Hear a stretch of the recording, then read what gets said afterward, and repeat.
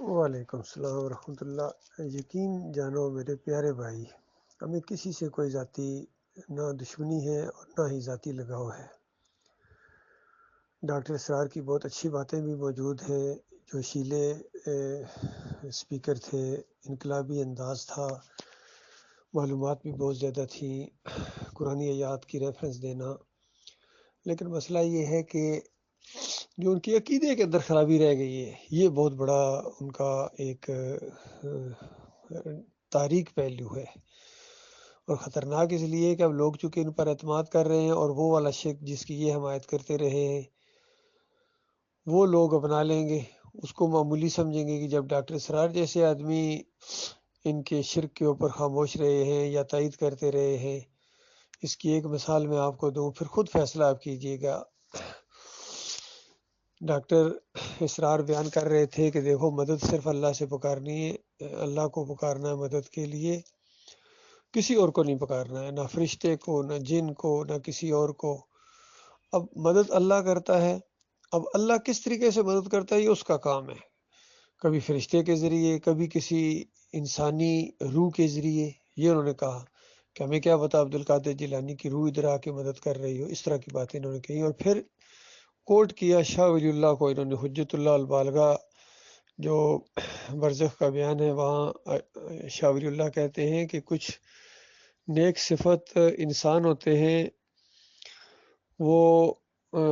جب مرتے ہیں تو وہ ملائکہ اسفل کے اندر، یعنی کم درجے کے جو ملائکہ ہوتے ہیں، فرشتے ہوتے ہیں، ان میں شامل ہو جاتے ہیں، اور پھر وہ کاروبار دنیا اسی طرح کرتے ہیں جس طرح فرشتے کرتے ہیں، اور ان کے اوپر الہام ہوتا ہے۔ تو ڈاکٹر اسرار گویا یہ کہہ رہے تھے کہ کیا پتہ اس طرح کی کوئی فرشتہ صفت انسان آ کے آپ کی مدد کر جائیں، یعنی بالکل وہم و گمان کی باتیں کر رہے ہیں، اور ساتھ ہی کہہ رہے ہیں کہ یہ فلسفہ جو شاہ ولی اللہ نے دیا ہے کہ کچھ فرشتہ صفت انسان مرتے ہیں وہ فرشتوں کے اندر شامل ہو جاتے ہیں، تو یہ بات مجھے کہتے ہیں قرآن سے کہیں نہیں ملی ہے، اور صحیح حدیث میں بھی کہیں نہیں ہے۔ قرآن اور حدیث میں یہ بات بالکل نہیں ہے، لیکن شاہ ولی اللہ بذات خود کہتے ہیں میرے لیے حجت ہیں، ان کی بات کو کیا میں ردی کی ٹوکری میں پھینک دوں؟ یعنی اس انداز سے کہ جب قرآن میں نہیں ہے، حدیث میں نہیں ہے، اور یہ فلسفہ قرآن و حدیث کے خلاف ہے، پھر بھی شاہ ولی اللہ کی بات کو وہ ردی کی ٹوکری میں پھینکنے کی بجائے اس کو اپنا رہے ہیں، اس کو تقویت دے رہے ہیں اور اس کی تائید کر رہے ہیں۔ تو اللہ کے بندو بتاؤ، اوپر مالک الملک پوری کائنات کا مالک ہے، سارے منظر کو دیکھ رہا اور سب کچھ دیکھ رہا ہے کہ اس بندے کے سامنے میری بات آئی ہے، اس کے بعد میری بات کو پیچھے کر کے اپنے جو اس کا کوئی اکابر ہے اس کی بات کو آگے لا رہا ہے، اس کو سپورٹ کر رہا ہے۔ یہ ہوا ہے اللہ کے بندے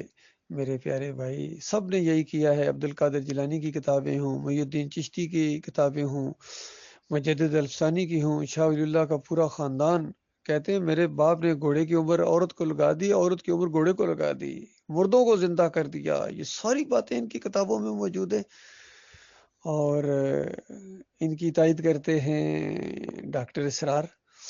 اور پھر ڈاکٹر اسرار کی تائید کرتے ہیں علی انجینئر۔ یہ سارے آپس میں ملے ہوئے ہیں، یقین کیجیے انہوں نے توحید خالص کے خلاف صف بندی کی ہوئی۔ اللہ کے بندو، ان کی بات مانو گے تو ہمیشہ کی جنت سے محروم رہ جاؤ گے،